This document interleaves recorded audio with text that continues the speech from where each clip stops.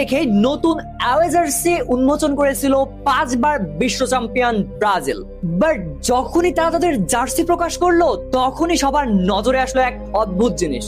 সবাই লক্ষ্য করলো জার্সির নীল এবং কালো রঙের জ্যামিতিক নকশার মধ্যে লুকিয়ে থাকা সিংহওয়ালা শয়তান বা বাল দেবতার দৃশ্যটি।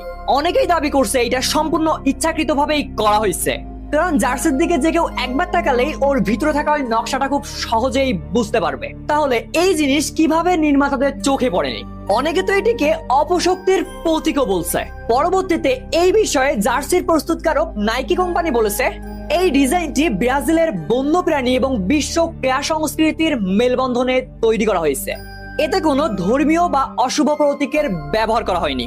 ভাই শোনো, আমি ফুটবল খেলাটা দেখি না, তাই কোনো দলকেই ছোট করা আমার উদ্দেশ্য নয়। সব তথ্য আমি তোমাদের সামনে তুলে ধরলাম। এখন এই ব্যাপারে তোমার মতামত কি অবশ্যই কমেন্টে জানাও। আল্লাহ হাফেজ।